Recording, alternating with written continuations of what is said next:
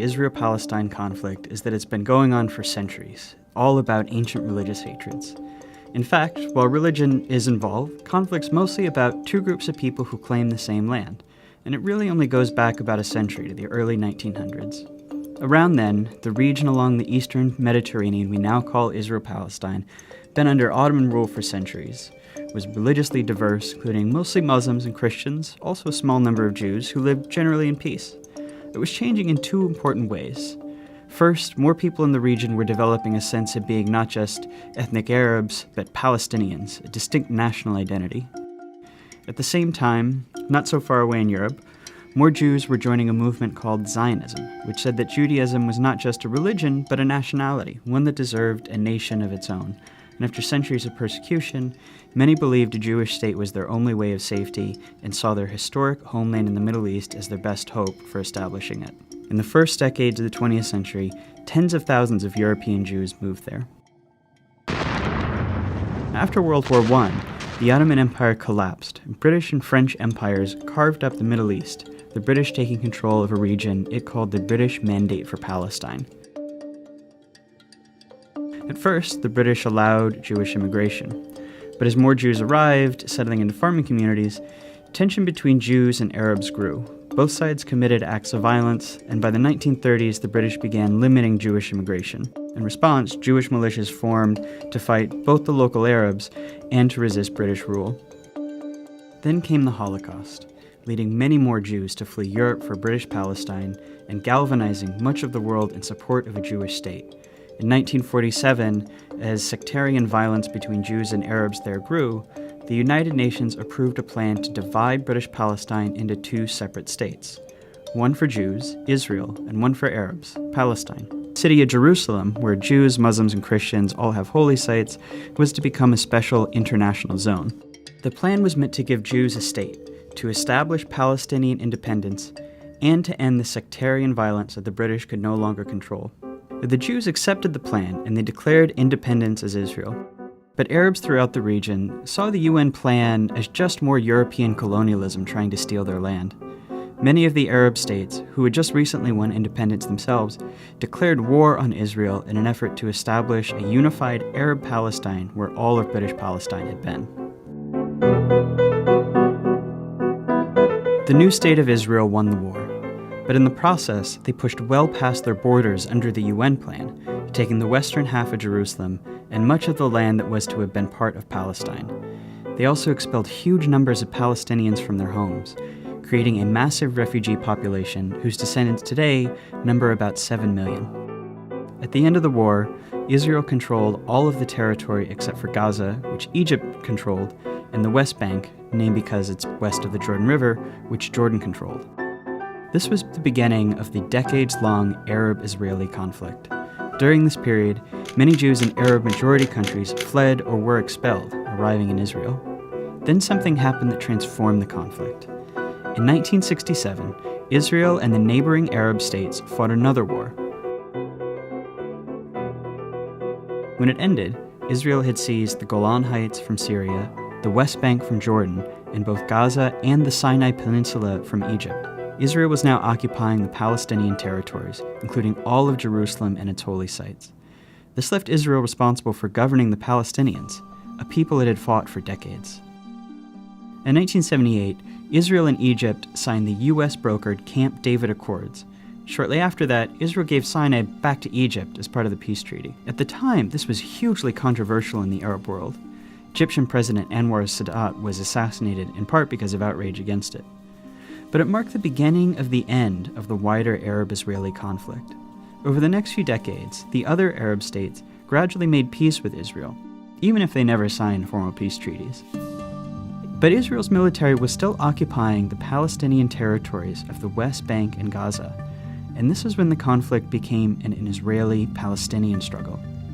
The Palestinian Liberation Organization, which had formed in the 1960s to seek a Palestinian state, fought against Israel, including through acts of terrorism. Initially, the PLO claimed all of what had been British Palestine, meaning it wanted to end the state of Israel entirely.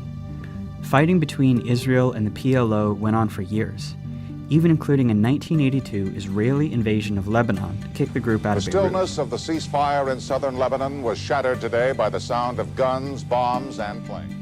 The PLO later said it would accept dividing the land between Israel and Palestine, but the conflict continued. As all of this was happening, something dramatic was changing in the Israel-occupied Palestinian territories. Israelis were moving in. These people are called settlers, and they made their homes in the West Bank and Gaza, whether Palestinians wanted them or not. Some moved for religious reasons, some because they want to claim the land for Israel, some just because the housing is cheap, often subsidized by the Israeli government. Some settlements are cities with thousands of people, others are small communities deep into the West Bank. If you've always felt a deep yearning for Jerusalem, now is a once-in-a-lifetime opportunity, not only to stand within its gates, but also to build the home of your dreams there. Settlers are followed by soldiers to guard them, and the growing settlements force Palestinians off of their land and divide communities.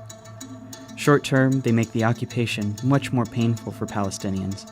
Long term, by dividing up Palestinian land, they make it much more difficult for the Palestinians to ever have an independent state. Today, there are several 100,000 settlers in occupied territory, even though the international community considers them illegal. By the late 1980s, Palestinian frustration exploded into the Intifada, which is the Arabic word for uprising. It began with mostly protests and boycotts, but soon became violent. Israel responded with heavy force. A couple hundred Israelis, over 1,000 Palestinians died in the First Intifada. Around the same time, a group of Palestinians in Gaza, who considered the PLO too secular, too compromise-minded, created Hamas, a violent extremist group dedicated to Israel's destruction. By the early 1990s, it's clear that Israelis and Palestinians have to make peace. The leaders from both sides signed the Oslo Accords. This is meant to be the big first step toward Israel maybe someday withdrawing from the Palestinian territories and allowing an independent Palestine. The Oslo Accords established the Palestinian Authority, allowing Palestinians a little bit of freedom to govern themselves in certain areas. Hardliners on both sides opposed the Oslo Accords. Members of Hamas launched suicide bombings to try to sabotage the process.